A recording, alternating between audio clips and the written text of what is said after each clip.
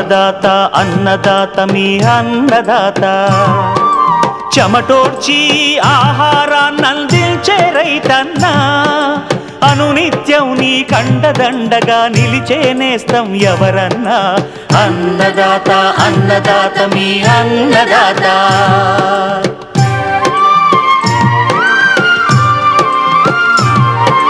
నూతన రీతుల సాగుబడికి నూరింతలు పెరిగే దిగుబడికి సూచనలిచ్చే సస్య రక్షణకు పశు పోషణకి శాస్త్ర విజ్ఞానం అందించి ముందుకు నడిపే తెలుగు రైతు భారతదేశానికి మకుటం అయ్యేలా తీర్చిదిద్దే ఆశయంతో మిమ్ము మేలు కొలిపేది అన్నదాత అన్నదాత అన్నదాత మీ అన్నదాత అన్నదాత అన్నదాత మీ అన్నదాత.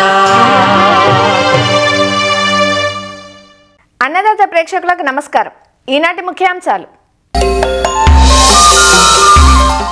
యాసంగి సజ్జ సాగు యాజమాన్యం,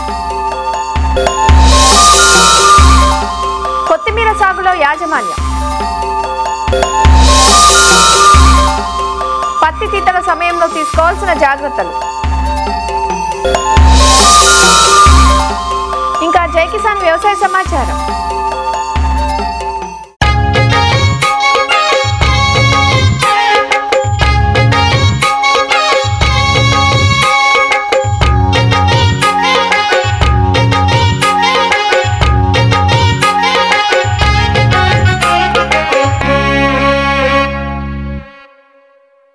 చిరుధాన్యాల్లో జొన్న తర్వాత సాగయ్యే మరో పంట సజ్జ. సజ్జను ఎక్కువగా ఆంధ్రప్రదేశ్లోని ఉమ్మడి చిత్తూరు, కర్నూలు, అనంతపురం జిల్లాల్లో, తెలంగాణలోని ఉమ్మడి మహబూబ్నగర్ జిల్లాల్లో సాగు చేస్తున్నారు. అధిక పోషక విలువలు కలిగిన సజ్జను ఆహార ధాన్యంగానే కాకుండా పశువులు, కోళ్లు, చేపలకు దానాగా కూడా వినియోగిస్తున్నారు. తక్కువ వర్షపాతం, అధిక ఉష్ణోగ్రతలు ఉన్న ప్రాంతాల్లో సైతం మంచి దిగుబడులను అందిస్తుంది. యాసంగిలో అక్టోబర్ మాసం సజ్జ విత్తుకునేందుకు అనువైన సమయం. సజ్జలో అందుబాటులోకి వచ్చిన నూతన రకాలు, మేలైన యాజమాన్యంతో ఎకరాకు దాదాపు 10 నుంచి 15 క్వింటాల దిగుబడులు పొందే అవకాశం ఉంది. యాసంగిలో సజ్జ సాగు చేయాలనుకునే రైతులకు సాగులోని యాజమాన్యపు మెలకువలను తెలియజేస్తున్నారు ప్రొఫెసర్ జయశంకర్, తెలంగాణ రాష్ట్ర వ్యవసాయ విశ్వవిద్యాలయం, నాగర్ కర్నూలు జిల్లా పాలెం ప్రాంతీయ వ్యవసాయ పరిశోధనా స్థానం చిరుధాన్యాల శాస్త్రవేత్త శ్రీరామ్.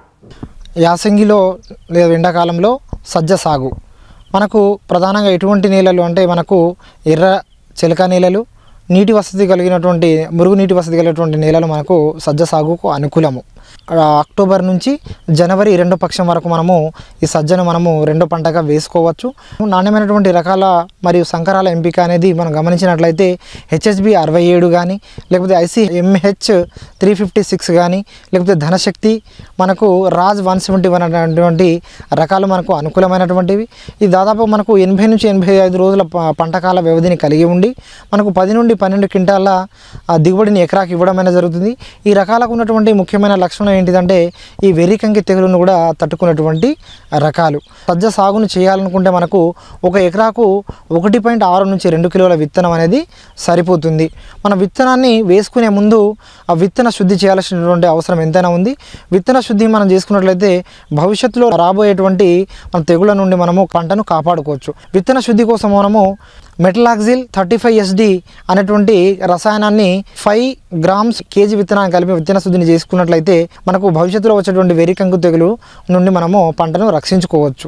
మన విత్తనాన్ని వేసుకునేటప్పుడు మనకు భూమిని చదునుగా దున్నుకొని వరుసల మధ్య 45 సెంటీమీటర్లు మరియు మొక్కల మధ్య 15 సెంటీమీటర్ల ఎడంగా మనం నాటుకోవాలి. దీంట్లో కలుపు యాజమాన్యాన్ని కనుక మనం గమనించినట్లయితే ఈ కలుపు యాజమాన్యంలో భాగంగా మనము అట్రజిన్ని సిఫార్సు చేయవచ్చు. అదేవిధంగా మనము అంతర్కృషి మనకు ఏది దంతతోటి మనం చేసుకొని కూడా కలుపు నివారణ చేసుకోవచ్చు. మనం వేసుకునేటప్పుడు ఎరువుల యాజమాన్యాన్ని కనుక గమనించినట్లయితే మనకు 32 కిలోల నత్రజని, 12 కిలోల ఫాస్ఫరస్, ఇంకో 12 కిలోల మనకు పొటాషియాన్ని వేసుకోవాలి.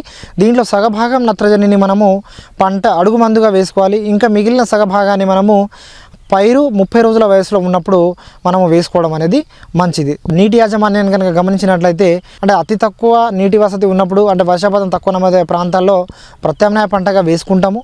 దీనికి ఓన్లీ మనము ఒకవేళ కనుక మనకు నీటి సౌకర్యం కలిగి ఉండి మన నీటి తడులను ఇచ్చుకున్నట్లయితే మనకు పూత సమయంలో గింజ పాలు పట్టే సమయంలో కనుక మనము వేసుకున్నట్లయితే మనం అధిక దిగుబడిని పొందవచ్చు. అదేవిధంగా ఈ పంటలో మనకు ప్రధానంగా కనిపించేటువంటి చీడపీడలను చూసుకున్నట్లయితే మనకు కత్తెర పురుగు కూడా దీనిలో గమనించడం అనేది జరుగుతూ ఉంది. ఈ కత్తెర పురుగు మనకు 2 నుండి 3 ఆకుల వయస్సు ఉన్నటువంటి మొక్కను ఆశించి మనకు కంకి దశలో కూడా మనకు అంటే వెన్నుతీవి సమయంలో కూడా మనకు కనిపించే అవకాశం అనేది ఉంది. సో దీని నివారణ కోసం మనము ఆ లార్వా దశను గమనించి మనము స్పైనోసాడ్ అయితేనేమో మనకు 60 ml per ఎకరా, అదే ఇమామెక్టిన్ బెంజోయేట్ అయితేనేమో 80 గ్రాములు per ఎకరాని మనము స్ప్రే చేసుకుంటే మనకు ఈ పురుగుని మనం నివారించుకోవచ్చు. అదేవిధంగా మనకు శనగపచ్చ పురుగు యొక్క ఉధృతి కూడా మనకు కంకి మీద మనకు కనిపించడం అనేది జరుగుతుంది. ఈ శనగపచ్చ పురుగు నివారణకు మనము క్లోరిపైరిఫాస్ని మనము పిచికారి చేసి నివారించుకోవచ్చు. ఇంకోటి ప్రధానంగా దీంట్లో కనిపించినటువంటి మనకు చెదల నష్టం కూడా కనిపిస్తుంది. ఈ మొక్క యొక్క వేరును తినేసి మొక్కను చంపడం అనేది జరుగుతుంది.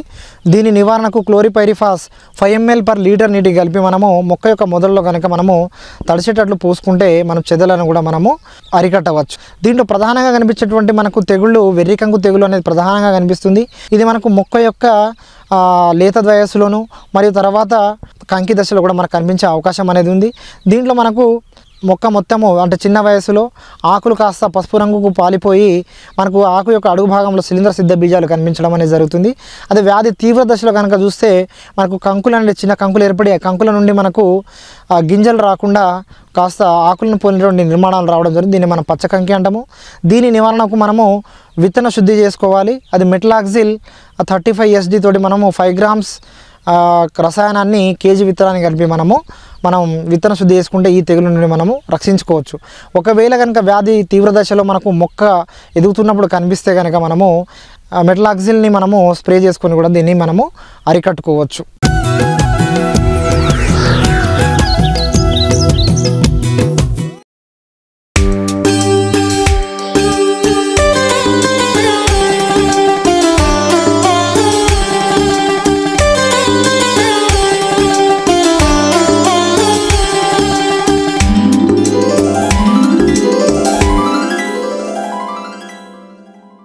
అధిక ఆదాయాన్నిచ్చే ఆకుకూరగా వాడుకలో ఉంది కొత్తిమీర. కూరలకు సువాసనను ఆపాదించి పెట్టడంలో కొత్తిమీరది ప్రథమ స్థానం. అందుకే కొత్తిమీరకు అంత గిరాకీ. ధనియం కోసం అక్టోబర్లో విత్తుకుంటారు కానీ ఆకు కోసం వేసవి 2 నెలలు తప్ప ఏడాదంతా విత్తుకుంటారు. శీతాకాలం మొక్క పెరుగుదలకు అనువుగా ఉండటంతో పాటు మేలైన ఆకు దిగుబడిని అందిస్తుంది. అందుకే రైతులు అక్టోబర్ మొదలుకొని ఫిబ్రవరి వరకు దఫదఫాలుగా కొత్తిమీరను సాగు చేసి ఆదాయాన్ని ఆర్జిస్తుంటారు. ప్రస్తుతం కొత్తిమీర సాగు చేసే రైతులు సాగులో కొన్ని యాజమాన్యపు మెలకువలు పాటించడం ద్వారా మేలైన దిగుబడిని తద్వారా ఆదాయాన్ని పొందవచ్చంటూ వివరాలు తెలియజేస్తున్నారు ఆచార్య ఎన్జీ రంగా వ్యవసాయ విశ్వవిద్యాలయం, శ్రీకాకుళం జిల్లా నైరా వ్యవసాయ కళాశాల విస్తరణ విభాగం అధ్యాపకులు డాక్టర్ డి చిన్నమనాయుడు. కూరగాయల పంటల్లో అధిక ఆదాయం ఇచ్చే పంటల్లో చూసుకుంటే ఆకుకూరల కానీ లేదంటే సుగంధ ద్రవ్య ఆకుకూరల పంటల్లో కనుక చూసుకుంటే కొత్తిమీర ప్రధానంగా మనం చెప్పుకోవచ్చు. అక్టోబర్ నెల నుంచి ఫిబ్రవరి నెల వరకు ఎక్కువగా రైతులు సాగు చేయడం అనేది జరుగుతుంది. మరి ఈ పంట తాలూకా యాజమాన్య విషయానికి వస్తే కనుక తటస్థ భూములు అంటే మనకు 6.5 ఓజోన్ సూచిక నుంచి 7.5 ఉన్నటువంటి నేలలు అనుకూలంగా ఉంటాయి. నీరు నిలవనటువంటి ఇసుక గర్భ నేలలు, అలాగే కొంచెం సేంద్రీయ కర్బనం ఉండే నేలలు అయితే కనుక ఎంపిక చేసుకోవాల్సిన అవసరం ఉంటుంది. ఈ కొత్తిమీర ఆకు కోసం పండించే రకాల విషయానికి వస్తే కనుక వైఎస్ఆర్ ఉద్యాన విశ్వవిద్యాలయం వారు విడుదల చేసినటువంటి ఈ సింధు కానీ సాధన కానీ స్వాతి అనే రకాలు, అదేవిధంగా ధనియా 1 అని చెప్పేసి ఆ రకాలన్నీ కూడా కొత్తిమీరకు అనుకూలంగా ఉంటాయి. సింధు సాధన అయితే కనుక గింజ కోసం అయితే 110 నుంచి 115 రోజులు పడుతుంది. అదే కనుక మనం ఆకు కోసం అయితే కనుక ఈ రకాలన్నీ వాడుకుంటే 30-35 రోజుల్లోనే కోతకు వచ్చేటువంటి రకాలు. అలాగే ఆకు దిగుబడి కూడా తీసుకుంటే ఎకరానికి 1.5 టన్నుల నుంచి 2 టన్నుల వరకు కూడా దిగుబడి ఇచ్చేటువంటి రకాలు. సురుచి అనేటువంటి రకం కూడా మనకి ఆకు కోసం ఎక్కువగా ఉపయోగపడేటువంటి రకం. ఈ సురుచి అనేటువంటి రకం అయితే కనుక మనకి 40-45 రోజుల్లోనే మనకు కోతకు వచ్చేటువంటి రకం. దీంట్లో 0.6% వరకు కూడా ఈ సుగంధ తైలం ఉండడం వల్ల సువాసన భరితంగా ఉండి ఎక్కువగా వాడుకకి అనుకూలంగా ఉంటుంది. అలాగే విత్తన మోతాదు వేసే విధానం కనుక చూస్తే ఎకరానికి 6 కిలోల వరకు కూడా విత్తనాలు అవసరం వస్తాయి. గింజలాగా వేస్తే మొలక శాతం తక్కువగా ఉంటుంది కాబట్టి బద్దలు చేసుకొని వరుసకి మధ్యన 10 నుంచి 15 సెంటీమీటర్ల దూరంలో వరుసల్లో గనక విత్తుకోగలిగితే మొక్క పెరుగుదల చాలా ఆరోగ్యకరంగా ఉంటుంది. అదేవిధంగా వేసే ముందు ఈ శిలీంధ్ర తెగుళ్ళు రాకుండా మనం విత్తన శుద్ధి తప్పనిసరిగా చేసుకోవాల్సిన అవసరం ఉంటుంది. కిలోకి 3 నుంచి 4 గ్రాములు కార్బనిజం కానీ లేదా 2.5 గ్రాముల డైథేనియం 45 మందుని కలిపి విత్తన శుద్ధి చేసుకోవచ్చు. జీవ శిలీంద్ర నాశన మందులు కనుక చూసుకుంటే కిలో విత్తనానికి 10 గ్రాముల ఈ ట్రైకోడర్మా విరిడి కానీ లేదంటే 10 గ్రాముల సూడోమోనాస్తో కనుక మనం విత్తన శుద్ధి చేసుకుంటే శిలీంద్ర తెగుళ్ళు మొదటగా రాకుండా ఉంటాయి. పొలం తయారీ విషయంకి వస్తే కనుక 30-35 రోజుల్లోనే పంట కోతకు వచ్చే విధంగా మనం వేస్తాం కాబట్టి మడులు కట్టుకుంటే కనుక బాగుంటుంది. మడి తాలూక పొడవు విస్తీర్ణం అంతా కూడా మనకుండేటువంటి సాగు విస్తీర్ణాన్ని బట్టి మనం చేసుకోవచ్చు. మనం చూసుకుంటే కనుక 2 మీటర్ల వెడల్పు ఒక 10-15 నుంచి 20 మీటర్ల పొడవు వచ్చే విధంగా మడులు కనుక తయారు చేసుకొని గట్లు వేసుకొని చేసుకుంటే నీటి యాజమాన్యం కూడా చాలా సులువవుతుంది. అదేవిధంగా మడులుగా కట్టుకొని వేసినప్పుడు మనం స్టాగర్డ్ సోయింగ్ అంటాం. అంటే ఒకేసారి 1 ఎకరం వేయాలనుకున్న రైతులు ఒకేసారి 1 ఎకరం వేయకుండా పావు ఎకరా ఒకసారి, 10 సెంట్లు ఒకసారి, మళ్ళీ పావు ఎకరా ఒకసారి ఇలా కనుక వారం వ్యవధిలో కానీ లేదా 3 నుంచి 4 రోజుల వ్యవధిలో కనుక వేసుకుంటే ఈ విధంగా మనకు నిరంతరం కోతలు రావడం జరుగుతూ ఉంటుంది. ఎరువుల యాజమాన్య విషయానికి వస్తే వీలైనంత వరకు సేంద్రియ ఎరువులు ఎక్కువగా వేసుకుంటే బాగుంటుంది. 1 ఎకరానికి సుమారుగా 10 టన్నుల వరకు పశువుల గత్తం వేసుకోవాలి. పొలం తయారీ చేసినప్పుడు సింగిల్ సూపర్ ఫాస్ఫేట్ అయితే కనుక 100 కేజీలు భాస్వరం ఎరువుని అందించుకోవాలి. అదేవిధంగా 20 నుంచి 25 కిలోల వరకు కూడా యూరియాని మనం చివరి దుక్కులోనే వేసుకొని కలిదున్న తర్వాత పొలం తయారు చేసుకుని మడులుగా తయారు చేసుకోవాలి. తదుపరి మరలా మనకి 20-25 రోజులు ఆ సమయంలో మళ్ళీ పైపాటుగా ఒకసారి మొక్క పెరుగుదలను చూసుకొని 10 నుంచి 12 కేజీల యూరియా, ఒక 8 నుంచి 10 కిలోల పొటాష్ కనుక వేసుకోగలిగితే ఆకు నాణ్యత కూడా పెరగడానికి పొటాష్ ఎరువు దోహదం పడుతుంది. సేంద్రియ ఎరువులు ఎక్కువగా వాడిన దగ్గర ఈ సూక్ష్మ పోషక లోపాలు ఉండవు. కానీ నేల స్వభావాన్ని బట్టి ధాతు లోపాలు కనుక వస్తే మల్టీప్లెక్స్ లాంటివి కానీ, ఎగ్రోమిన్ మ్యాక్స్ కానీ, లేకపోతే జింకు, నత్రజని, మాలిబ్నము, కాపరు ఇలాంటివి అన్నీ కలిసినటువంటి మిశ్రమ సూక్ష్మ ధాతు పోషకాలు కూడా ఇప్పుడు లభ్యమవుతున్నాయి. అవి అయితే కనుక 2.5 నుంచి 3 గ్రాములు 1 లీటర్ నీటికి కలిపి సాయంత్రం సమయాల్లో కనుక పిచికారీ చేసుకుంటే మనకి మొక్క ఆరోగ్యంగా పెరగడానికి అవకాశం ఉంటుంది. ఒకవేళ పైపాటుగా ఎరువులు కనుక వేసుకోలేని పరిస్థితుల్లో మనకి పైపాటుగా నీటిలో కరిగేటువంటి ఎరువులు 319 కానీ లేదని 13-0-45 కానీ లీటర్ నీటికి 5 గ్రాముల చొప్పున కలిపి 12-15 రోజుల మధ్యలో ఒకసారి మనం పిచికారీ చేసుకోగలిగితే మొక్క పెరుగుదల చాలా ఆరోగ్యంగా ఉండి మంచి దిగుబడి రావడానికి అవకాశం ఉంటుంది. మరి ఇందులో చీడపీడల విషయానికి వస్తే రసం పీల్చే పురుగులు రావడానికి అవకాశం ఉంటుంది. మనం గమనించుకొని 12-15 రోజుల మధ్యలోనే ఒకసారి వేప నూనె 5 మిల్లీలీటర్లు 1 లీటర్ నీటి చొప్పున కలిపి పిచికారీ చేసుకోవడం ద్వారా ముందు జాగ్రత్తగానే మనకి రసం పీల్చి పురుగులు రాకుండా ఉంటాయి. తెల్లదోమ కనుక ఎక్కువగా ఉంటే కనుక మనం ఈ కొత్తిమీర పొలాల్లోనే ఈ జిగురు అట్టలు, పసుపు జిగురు అట్టలు కనుక మనకి ఎకరానికి 15 నుంచి 20 వరకు కనుక పెడితే ఈ తెల్లదోమలు ఈ పసుపు జిగురు అట్టలకి అతుక్కొని కొంతవరకు తెల్లదోమతలకు ఉధృతి తగ్గడానికి అవకాశం ఉంటుంది. ఈ రసం పీల్చే పురుగుల ఉధృతి నుంచి మనం కొత్తిమీరను కాపాడుకొని మంచి నాణ్యమైనటువంటి ఆకు దిగుబడి తీసుకోవడానికి అవకాశం ఉంటుంది. తక్కువ కాలంలోనే ఎక్కువ లాభాలు ఆర్జించే పంట కాబట్టి ఈ జాగ్రత్తలు పాటించి వేసుకోగలిగితే కొత్తిమీర నుంచి ఎక్కువ నికరాదాయం తీసుకోవడానికి అవకాశం ఉంటుంది.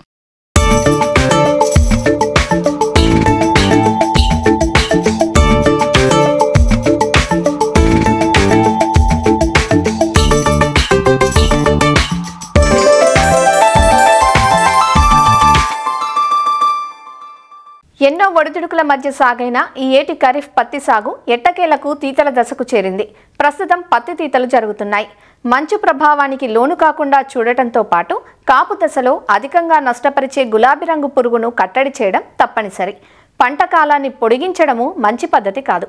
ఎందుకంటే పత్తి మూలను అలానే వదిలేస్తే తర్వాతి సీజన్లో గులాబీ రంగు పురుగు ఉధృతి తీవ్రమవుతుంది. నాణ్యత లేని, తేమ శాతం ఎక్కువగా ఉన్న పత్తిని మార్కెట్కు తరలించడం వల్ల తక్కువ ధరకు అమ్ముకోవాల్సిన అగత్యం ఏర్పడుతుంది.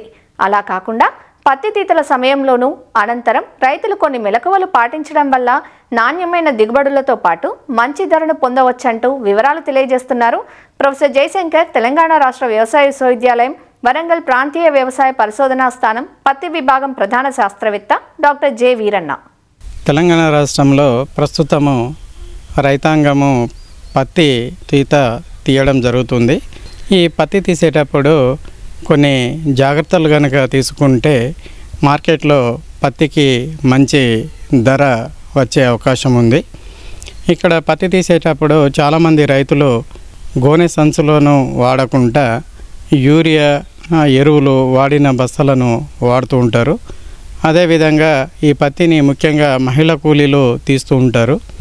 ఈ మహిళా కూలీలు కూడా ఈ తల మీద గుడ్డ కట్టుకోకపోవడం వల్ల వాళ్ళ ఎంట్రుకలు పత్తితో కలవడం కానీ, లేకుంటే యూరియా సంచులు లేదా ఎరువులు వాడిన సంచులను వాడినప్పుడు వాటి దారాలు కూడా పత్తితోని కలిసినప్పుడు పత్తి రేట్ అనేది తగ్గడానికి అవకాశం ఉంది. అదేవిధంగా పత్తి ఏరినప్పుడు చెత్త చెదారం లేకుండా కూడా చూసుకోవాలి. ముఖ్యంగా పత్తిని పొద్దున 9 తర్వాతనే ఏరాలి. ఈ 9 తర్వాత ఎందుకు ఏరాలంటే రాత్రి మంచు పడే అవకాశం ఉంటుంది. ఆ మంచు పడ్డప్పుడు ఆ తేమ అట్నే ఉంటుంది. ఆ తేమ ఉన్నప్పుడు ఈ బూజు వచ్చే అవకాశం కూడా ఎక్కువగా ఉంటుంది. మళ్ళీ మధ్యాహ్నము 2 నుంచి 3 గంటల వరకు 1 గంట సేపు ఆపేయాలి. ఎండ ఎక్కువగా ఉంటుంది కాబట్టి ఎండిన ఆకులు, పత్తి చెట్టు ఆకులు ఈ పత్తితో కలిసే అవకాశం ఉంది. కాబట్టి మళ్ళీ 3 తర్వాత మాత్రమే పత్తిని ఏరాలి. ఈ వేరిన పత్తిని ఒక కుప్పలాగా వేయకుండా ఇంట్లో కొంచెం పల్చగా ఆరబెట్టుకునే విధంగా వేసుకోవాలి. వీలైతే మార్కెట్కు తీసుకుపోయే ముందు ఈ పట్టలు పరిచి నీడలో ఒక 2 రోజులు ఆరనిచ్చి తీసుకుపోవాలి. మార్కెట్లో 8 నుంచి 12% తేమ ఉన్నప్పుడు మాత్రమే మంచి ధర వచ్చే అవకాశం ఉంది. అదేవిధంగా పత్తి ఇప్పుడు చేనులో ఉంది, 2వ తీత తీసిరు. ఈ దశలో 3వసారి తీయడానికి రైతాంగం ప్రయత్నం చేయకూడదు. నీటి వసతి ఉంది కదా అని చెప్పేసి నీళ్లు పెట్టడము, అడుగులో ఎరువులు వేయడము అలాంటివి చేయకూడదు. ఈ పత్తిని 2 సార్లు తీసేసి ఆపేయాలి. నవంబర్లోనే పంటను తీసేసి వేరే పంటకు వెళ్ళడానికి మొగ్గు చూపాలి. అదేవిధంగా ఈ దశలో చలికాలం వచ్చేది కాబట్టి ఈ గులాబీ రంగు పురుగు కూడా వచ్చే అవకాశం ఎక్కువగా ఉంటుంది. కాబట్టి ఎకరానికి 8 నుంచి 10 లింగాకర్షక బుట్టలు పెట్టుకోవాలి. ముందస్తుగా ఈ ప్రొఫెక్స్ 1 లీటర్ నీటికి 2.5 నుంచి 3 మిల్లీలీటర్ల చొప్పున కలిపి పిచికారి చేసుకుంటే ఈ గులాబీ రంగు పురుగు గుడ్డు అనేది పొదగకుండా ఉంటుంది. ఆ గుడ్డు నుంచి ఈ గులాబీ రంగు పిల్ల పురుగు బయటికి రాకుండా ఉండడానికి ఎక్కువగా అవకాశం ఉంటుంది. ఈ దశలో పత్తి పంటపై ఈ పురుగు మందులు పిచికారీ చేయకూడదు. పురుగు మందు కనుక పిచికారీ చేసినట్లయితే పెట్టుబడి ఎక్కువగా అయ్యే అవకాశం ఉంది. ఎక్కడైనా రసం పీల్చే పురుగు ఉద్ధృతి ఎక్కువగా ఉండి అవసరం ఉంది అనుకుంటే మాత్రము చిన్న మందులను పిచికారీ చేయాలి. ఎసిఫేట్ లీటర్ నీటికి 1.5 గ్రాములు. అదేవిధంగా ఎస్టామెప్రేడ్ 1 లీటర్ నీటికి 0.2 గ్రాముల చొప్పున కలిపి పిచికారీ చేయాలి. లేదు ఇంకా ఉధృతి కొంచెం ఎక్కువగా ఉంది, తామర పురుగు లాంటివి కూడా కనిపిస్తున్నాయి అనుకుంటే రీజెంట్ అనే మందు ఇది లీటర్ నీటికి 2 ml చొప్పున కలిపి పిచికారీ చేసుకోవాలి.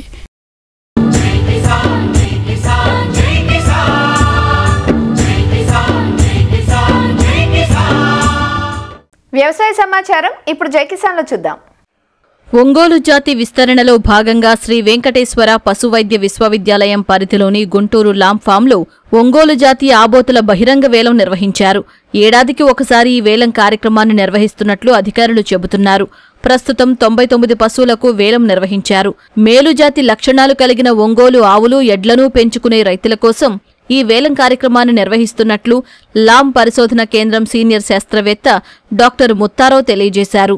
మంచి ఆబోతుల్ని తయారు చేసి ఆ ఆబోతుల నుంచి సేకరించినటువంటి వీర్యాన్ని రాష్ట్రంలో ఉన్న రైతు సోదరులందరికీ అందించడం జరుగుతుంది. ఇప్పటి వరకు మేము దాదాపు 10 లక్షల వీర్య డోసులను మేము రైతులకు అందించాము. అంతేకాకుండా అత్యంత సాంకేతికత కూడినటువంటి పిండ మార్పిడి ప్రయోగశాల కూడా ఇక్కడ అందుబాటులోకి వచ్చింది. దాదాపు 5,000 ఒంగోలు జాతి పశువుల్ని రాష్ట్రం నలుమూలలో ఉన్నటువంటి రైతులందరికీ ఇప్పటి వరకు అందించడం జరిగింది. ఇందులో భాగంగా బహిరంగ వేలం ద్వారా రైతులకు మాత్రమే పశువుల్ని అందజేయడానికి ఈరోజు కార్యక్రమాన్ని చేపట్టాము. ఇందులో ఎవరైనా కానీ గోవధశాలకి పంపించే ఎవరైనా ఉంటే వారి మీద చర్యలు తీసుకోవడానికి కూడా అవకాశం ఉంటుంది.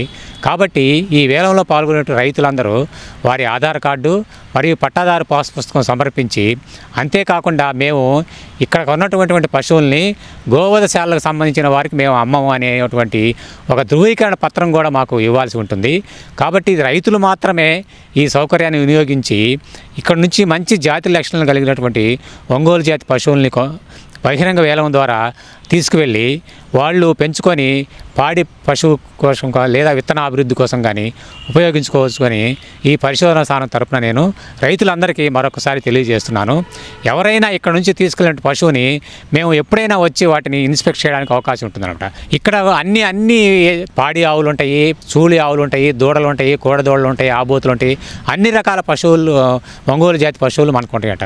ఎవరికి ఏది కావాలో వాళ్ళు ఆ పశువుని పాడుకొని తీసుకెళ్ళి వాళ్ళ ఇంట్లో మెయింటైన్ చేసుకోవచ్చు.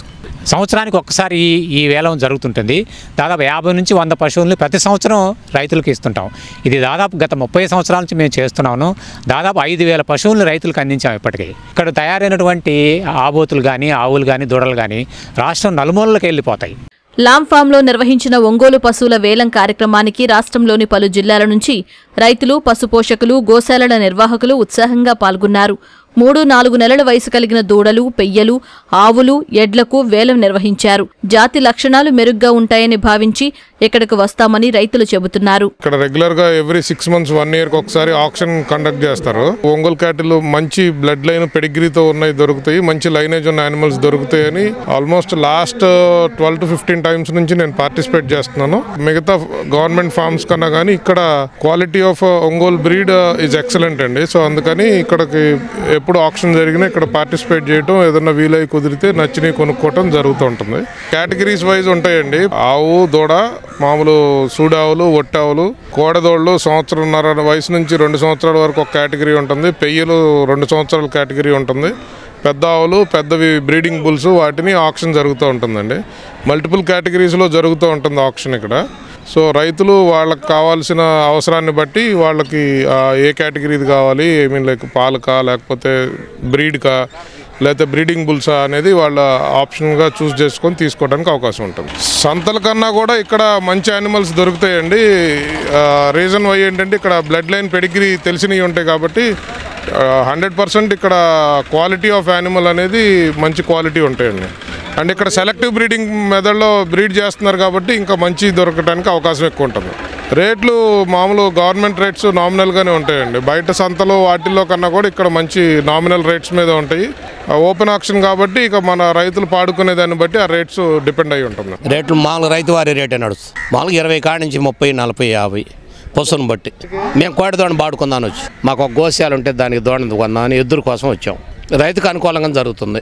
ఒంగోలు జాతిని రైతాంగానికి చేరువ చేయటానికి శ్రీ వెంకటేశ్వర పశువైద్య విశ్వవిద్యాలయం కృషి చేస్తోంది. ఇందులో భాగంగా మేలుజాతి ఆబోతుల నుంచి వీర్యం సేకరించి అభివృద్ధి పరిచి రైతులకు సరఫరా చేస్తున్నారు. లాంలోని పశు పరిశోధన స్థానం ఇప్పటిదాకా 10 లక్షల వీర్య డోసులను రైతులకు అందించారు. సాంకేతిక పరిజ్ఞానంతో పిండ మార్పిడి విధానంలోనూ పరిశోధనలు చేస్తున్నారు. మరిన్ని విభిన్న అంశాలతో రేపటి అన్నదాతలో మళ్ళీ కలుసుకుందాం. నమస్కారం. అన్నదాతలు తమ సందేహాలు, సమస్యలను 1800-425-4085 టోల్ ఫ్రీ నెంబర్లో ఉదయం 10 గంటల నుంచి 11 గంటల మధ్య పని దినాలలో సంప్రదించగలరు. ఈ కార్యక్రమాన్ని యూట్యూబ్లో www.youtube.com/annadata ETV లింక్ ద్వారా వీక్షించవచ్చు.